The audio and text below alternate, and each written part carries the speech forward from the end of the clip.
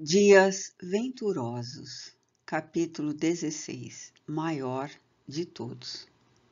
Ainda não terminara o discurso rico de admoestações, porque deveria propiciar aos ouvintes a oportunidade única de registrá-lo na mente e no coração para sempre.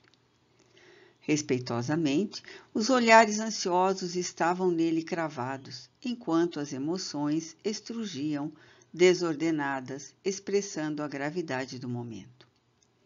Os perturbadores da ordem, com a habilidade que tipifica os pusilânimes, colocaram-se a regular distância, dissimulando sentimentos hostis, anuindo na aparência, mas aguardando algum deslize a fim de acusá-lo.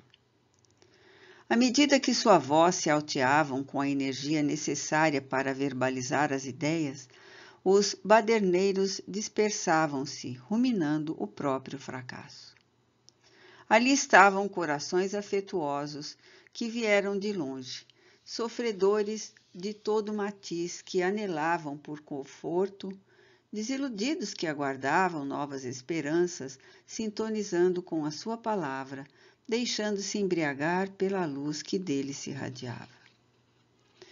Todos sabiam dos acontecimentos que precederam aquele momento, que irritavam os fariseus e demais membros da sinagoga. Certamente ele era maior do que o sábado, porquanto seus discípulos alimentaram-se de trigo, que colheram no dia proibido. Curaram um homem de mão mirrada e um cego surdo-mudo, que sofria a constrição de um espírito. Impertérrito, enfrentava a multidão sempre suscetível de agitação. De alguma forma, a massa humana parecia-se com um lago espelho. No momento era transparente e sereno. Subitamente, agitava sob os ventos e tornados, ameaçando.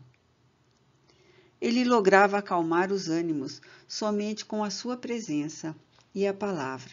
Embora veemente, era qual ferro em brasa, cauterizando feridas, mas também bálsamo, reiterando-lhe as dores. A patética, no entanto, não fora concluída. Antes de afastar-se, ele afirmou: os ninivitas levantar-se-ão no dia do juízo contra esta geração e condená-la-ão, porque fizeram penitência ao ouvir a pregação de Jonas. Ora, está aqui alguém que é maior do que Jonas. Houve um fremito que sacudiu o povo.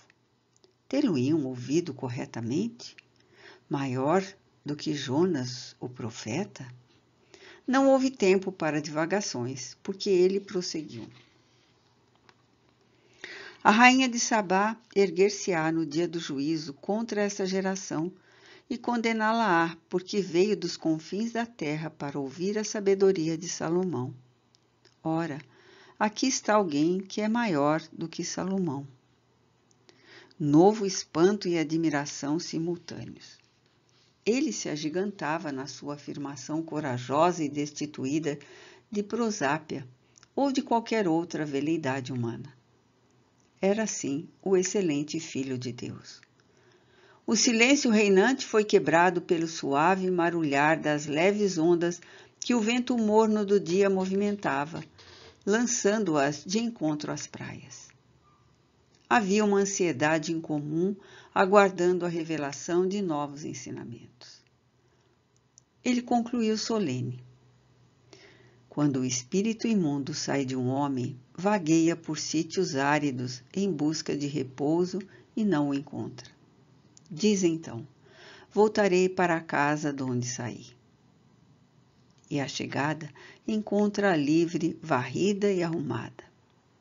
Vai e toma 7 outros espíritos piores do que ele. E entrando, instalam-se nessa casa. E o estado final daquele homem torna-se pior do que o inicial. Assim será também com esta geração. Aquela era a explicação, a chave para decifrar o enigma das doenças e das perturbações.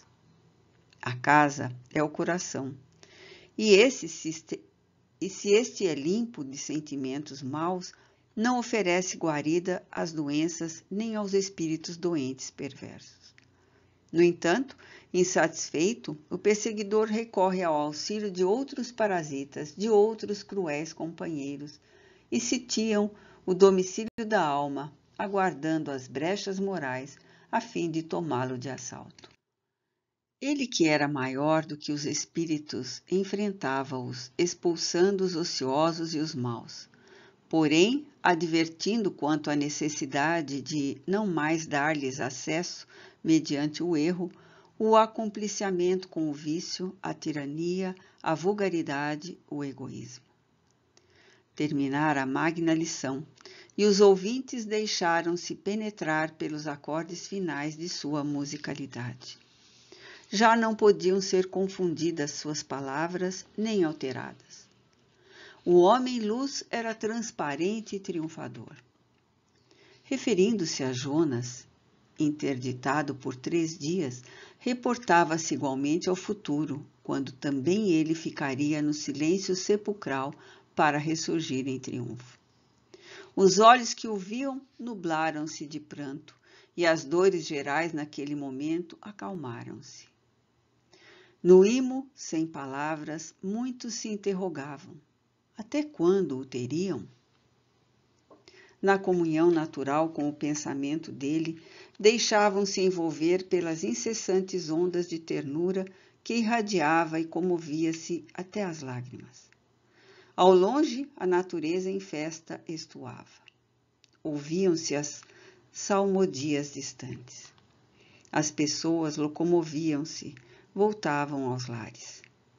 O espírito inferior toma 7 outros e retorna, sendo em número de 8 aqueles que passam a habitar a casa imunda, tornando-a mais devastada. Ele é maior do que Jonas, do que Salomão, Senhor deles todos. A sinfonia alcançaria outros ouvidos, outros lugares, e fazia-se necessário seguir adiante. Quando, quase a sós com os 12 deslumbrados, confusos ainda ao sopro da brisa morna, deixou aquelas praias seguindo além. Os sofrimentos humanos aguardavam-no à frente e era necessário atender o chamado. Maior de todos.